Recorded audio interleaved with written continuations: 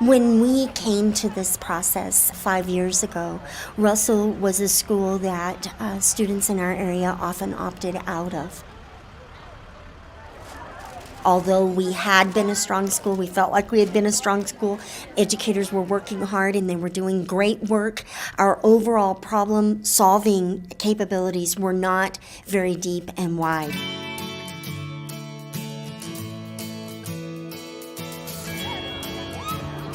Good morning, gentlemen. How are we doing, Phyllis? Good morning. I love that shirt. Beautiful. And so when we came to this process, we had to envision a time and a place in school where kids could move seamlessly in and out of the help they need regardless of their labels, where the overall culture and climate was positive and productive, not only for the kids that came here, but also for our staff.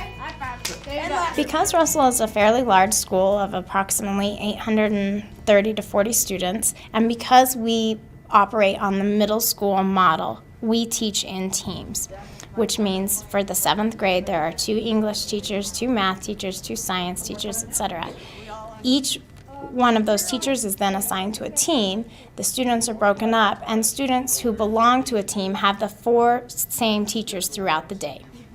What this allows for is greater communication on the team's behalf with their students, getting to know the same group, smaller group of students, and being able to intervene on their behalf and find out what their needs are and making sure that we provide those.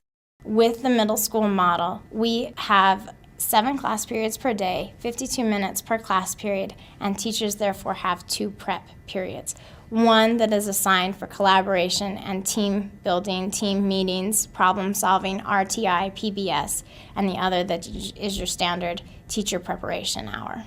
The teachers meet once a week as a team, specifically to discuss students and student success, student interventions. They have that one planning time every week that's committed to just that. It's not talking about field trips or parents. It's talking about student data. It's talking about student success. It's talking about student interventions. The child studies of the past are gone. We don't sit around and discuss the student. We sit around and discuss the student's data. Because of the way we've designed our schedule and because of the way we operate our team meetings frequently with lots of communication, we don't have to wait for a certain set of test results to come back or a certain amount of paperwork to go through before we intervene on that child's behalf.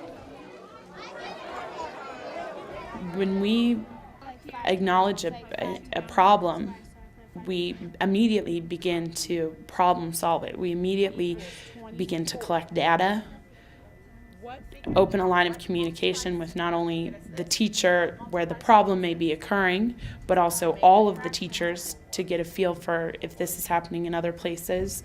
We talk to the parents, we start interventions and collecting data. If they are working below grade level in reading or math, then we need to make sure that their foundation is built up in order for them to access what they need.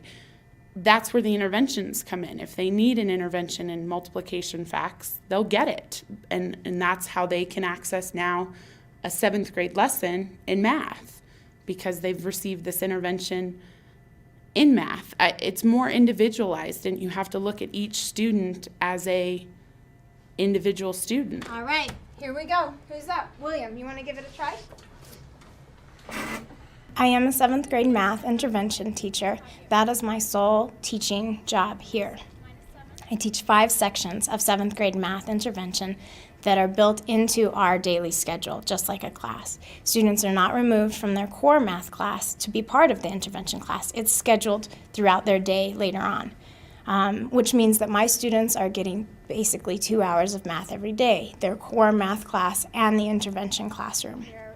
Within my intervention classroom, my job is twofold: to help them be successful in their current core math class at a 7th grade level, and to go back and target and fill skill gaps that they already have so that they can catch up and keep up and be successful in the future. Well, my favorite thing is going on SM, Success Maker, and that helps you a lot. That'll bring up your scores, it'll teach you new math problems, and some kids don't get why I'm in it, but that's because they don't have to be in it. And I enjoy being in it because it helps you a lot. RTI is a system for placing kids where they need to be academically and behaviorally and giving them the support that they need. With all the different interventions that we have out there, if you create an intervention menu, is what we call it here, an intervention menu, and you give them the right order, then it'll create good gains and it'll help the kid be more successful. Because the RTI model is the three-tiered pyramid with both an academic side and a behavior side, we really focus on addressing both issues. This is absolutely critical in middle school. Oftentimes, our Tier 2 and Tier 3 kids have both academic struggles and behavior struggles throughout the day, and sometimes it's hard to differentiate between the two and find out if one is the cause of the other. Our positive behavior support systems that we have in place go hand in hand and overlap perfectly with the RTI problem-solving process. Oftentimes, the interventions we put in place have an academic aspect to them and a behavior aspect to them. Both of these are monitored by the team.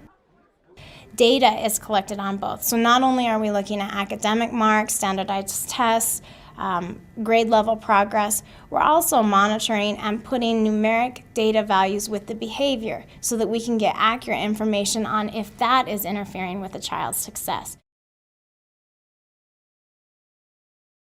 At the beginning, I really didn't like school. I thought it was just like another day stuck into a building, but now I'm loving school. I had a problem in math that this has helped me a lot. I don't have that problem anymore.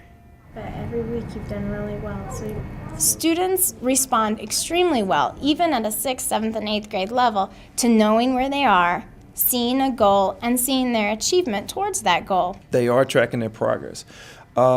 We graph every Friday.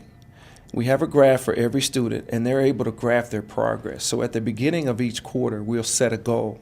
And remember that the goal of this program is to increase your grade level at least by half a grade level by the end of the quarter. I've learned that I can achieve my goal if I really believe in myself. And I believe that if I try my hardest, I can reach my goal. I'm starting to get the hang of it. My grades have improved. I have my average was C's and B's, but I'm A's and B's right now. Not all students with needs are going to be qualified in special education. We can't expect that. The only students that we're going to be working with are students who are on IEPs. We have to expect that we come to a school to work with all kids, no matter the needs, no matter the label. I feel much better about being able to address student issues. I feel like I have a process, tools, a team, colleagues in place. We're more aligned in our goals, our conversations are more clear, our interventions are more specific, and all of the things we're doing are therefore more effective. Teachers are very busy, but this process does not have to be cumbersome, time-consuming, or difficult. There are ways to get the information you're looking for without adding more tasks to your day. And ultimately, putting the right interventions in place makes your classroom a more pleasant place. I have a purpose behind my teaching now. I'm very goal-driven with my teaching, short-term and long-term, and we connect with everybody now. We make our decisions based on data, and we also get more feedback from our students, parents, staff, and admin team. We're more systematic now.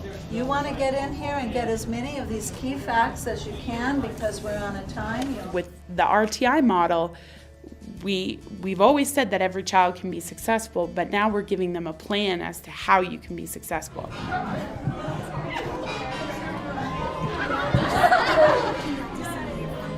I guess I would want to inspire staffs everywhere that wherever you are, whatever you have or don't have, there's a way to bridge from here to where you see yourself going in terms of a successful school and programming that is dynamic and responsive to kids' needs.